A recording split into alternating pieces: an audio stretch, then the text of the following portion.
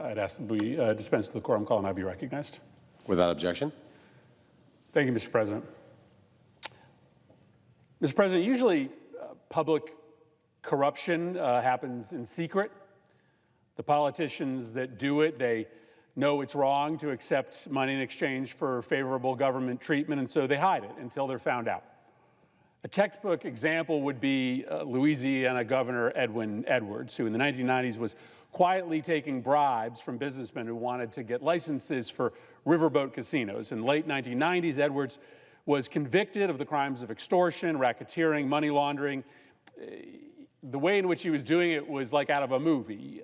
In one instance, a businessman handed the governor a suitcase full of $100 bills totaling $400,000, all in order to get a 6-0 commission ruling in favor of this casino. Eventually, as with most all corrupt officials who are taking money privately, Edwards was discovered, he was disgraced, and he went to jail.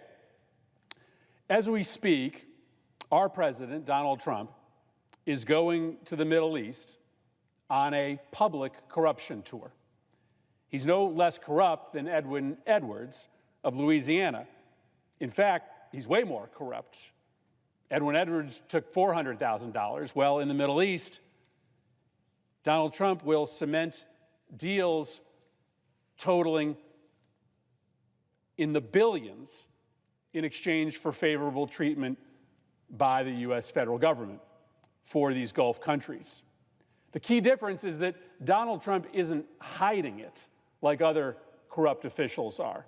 He's not ashamed. He's not doing it in secret. His corruption is wildly public, and his hope is that by doing it publicly, he can con the American people into thinking that it's not corruption because he's not hiding it. But what he's doing in reality is no different than any other corrupt public official who does it in private, other than the fact that Trump's corruption, his foreign policy corruption, is just so much bigger in scope and the impact that it has on the American people than anything a corrupt mayor or a corrupt governor may have done.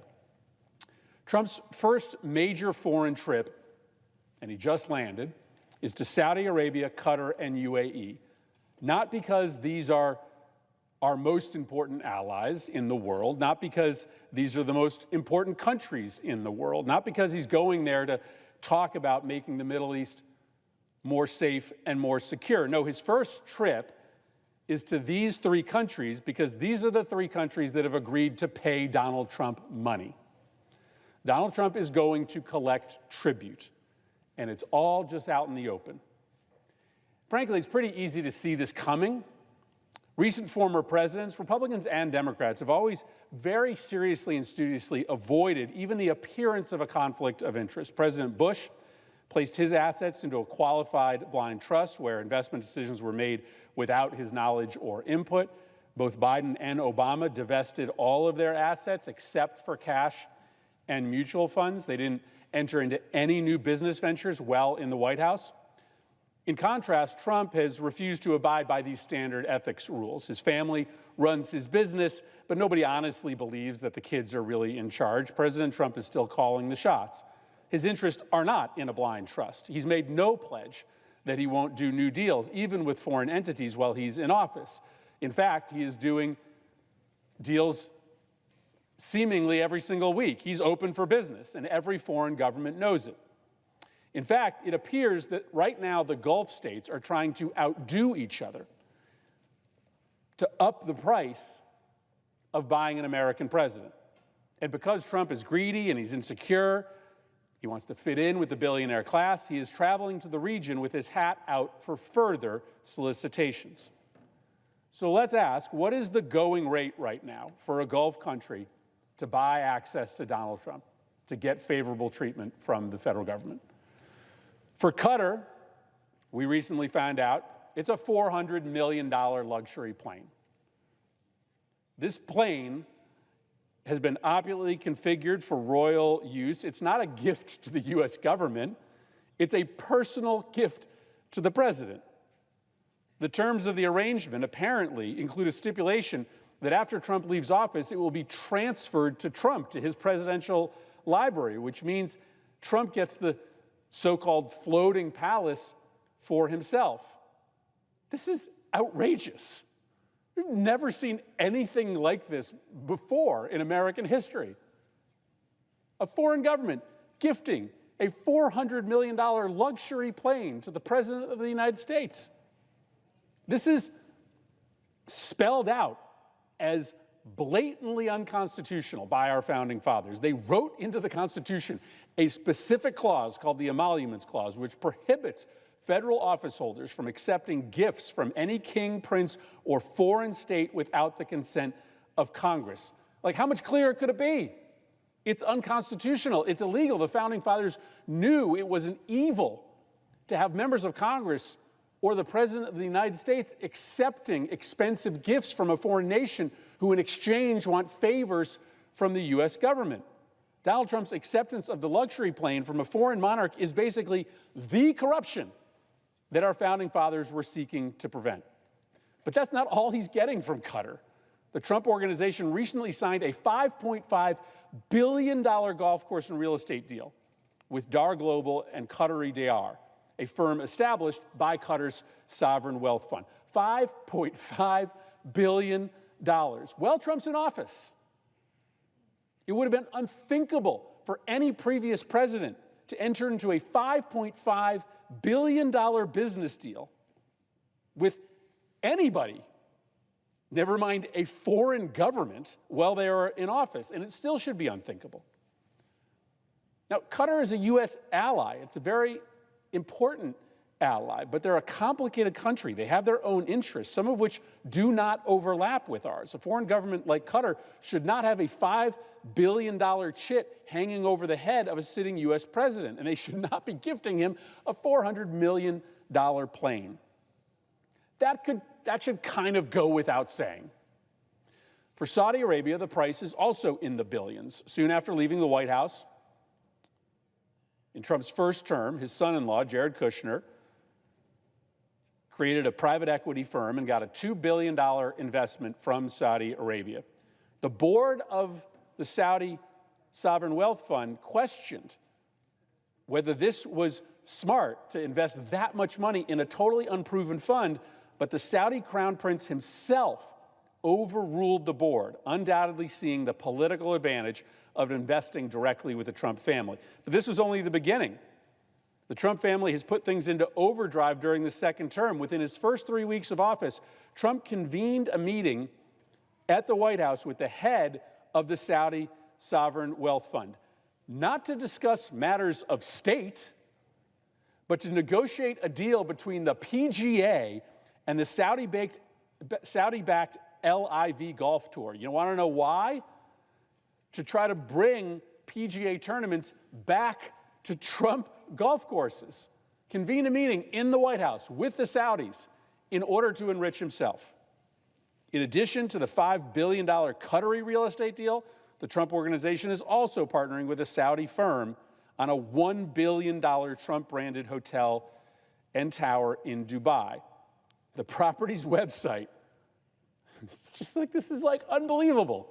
The property's website, this is a Trump-financed property along with a Saudi investment fund, offers free 10-year golden visas to the United States, hinting at the opportunity for investors in Trump's property to buy residency in the United States and a pathway to citizenship. For the UAE, the price is somewhere north of $2 billion. Last week, Eric Trump and World Liberty Financial co-founder Zach Witkoff spoke at a conference in Dubai on crypto called Token 2049.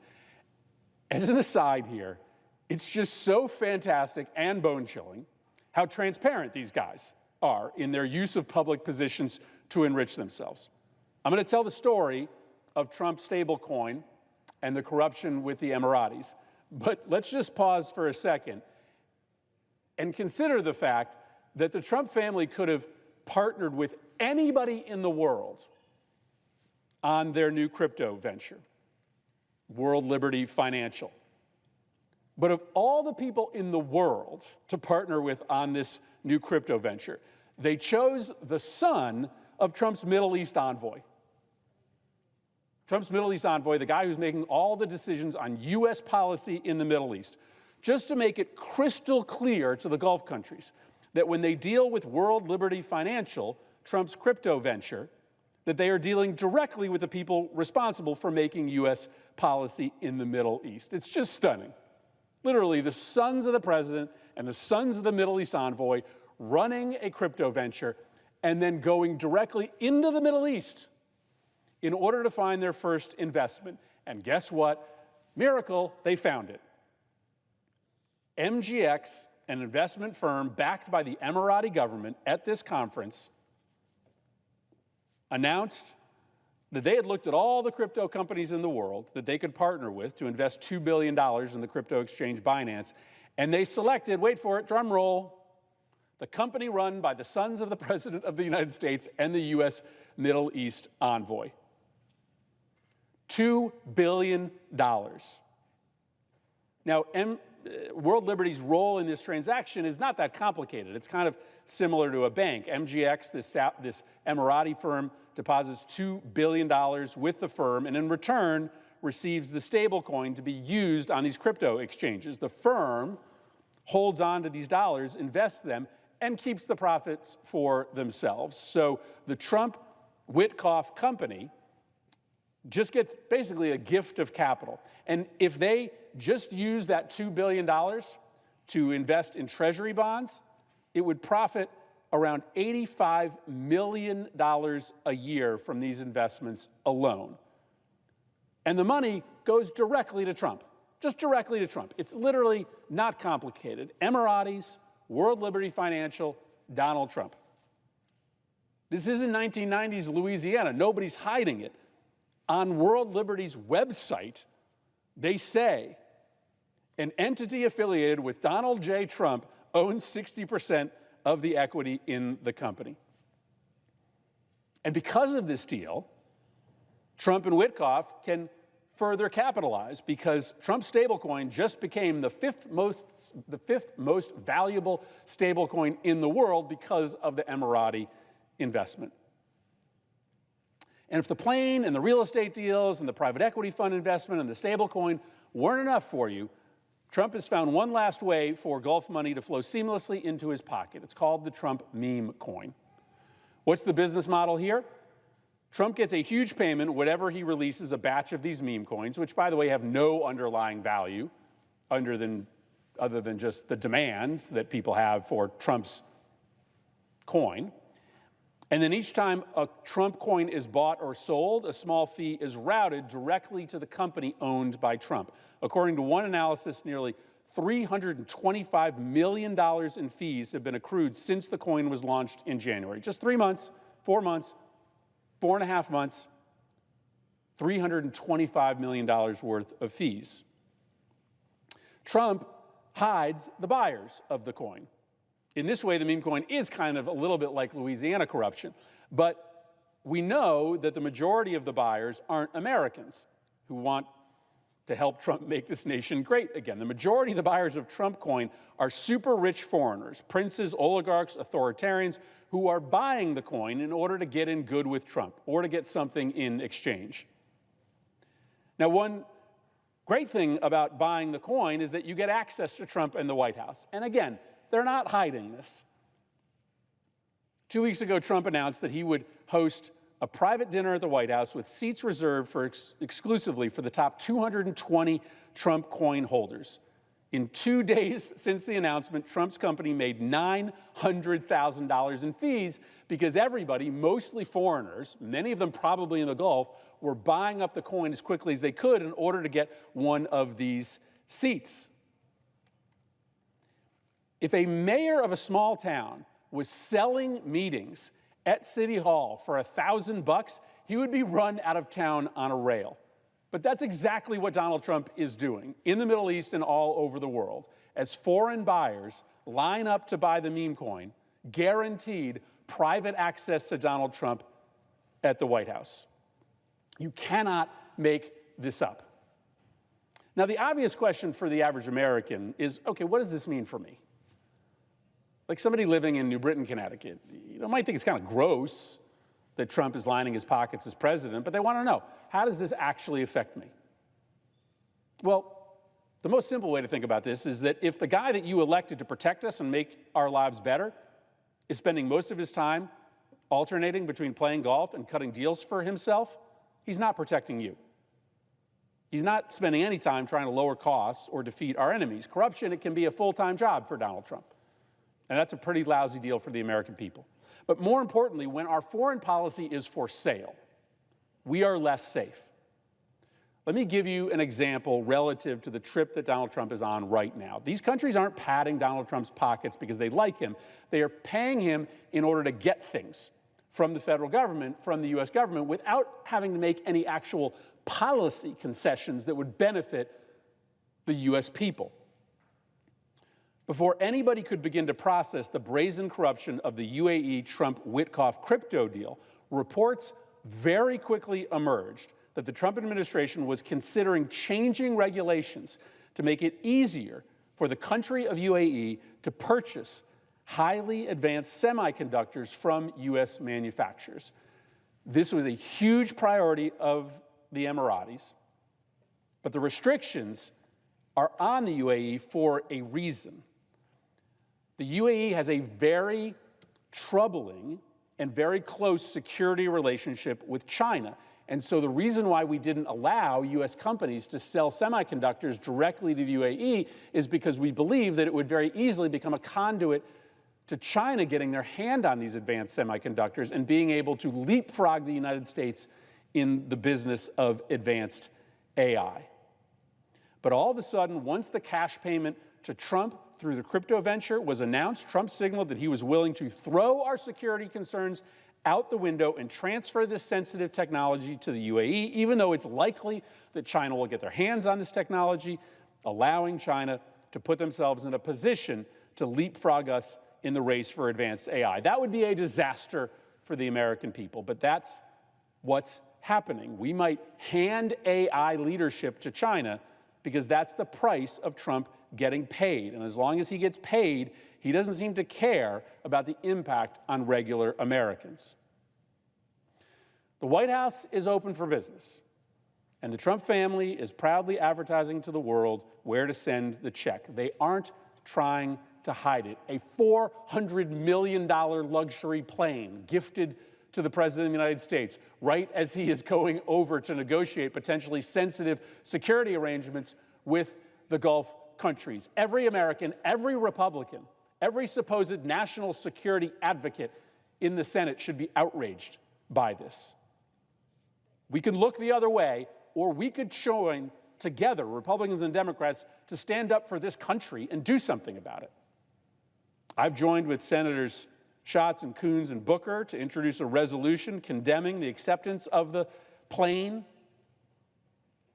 It's a blatant violation of the Emoluments Clause. We could stand together as a Senate to vote for that resolution. I've introduced legislation to make it illegal for presidents or members of Congress and their family members to profit off of crypto coins while they hold federal office. We could join together in that effort. I will personally seek to block any arms sale that is announced as part of this trip with a country that is personally investing in Donald Trump and his family. I will force a full Senate debate and a vote on these sales. Foreign leaders need to know that there will be a price for participating in the corruption of the American presidency. This level of corruption is so gross that even Trump's most hardened MAGA sycophants are turning against him. I didn't think I'd see the day, but people like Ben Shapiro and Laura Loomer, who fawn over Trump, can't believe he is so crass as to think that it's okay to accept planes as a gift in exchange for U.S. national security concessions. This isn't America first. This is not what he promised the American people. This is Trump first.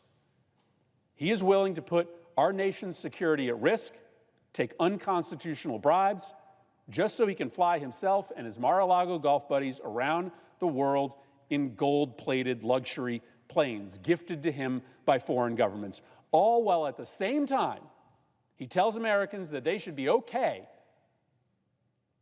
buying fewer school supplies for their kids or fewer birthday presents for their grandchildren because he's driving prices up for non-billionaires in this country. All while at the same time, he's kicking 13 million people off of their health care. Trump lines his pockets. He corrupts our foreign policy to enrich himself while driving up prices and stealing health care from average Americans. It's a national security disaster, and it's a moral abomination. I yield the floor.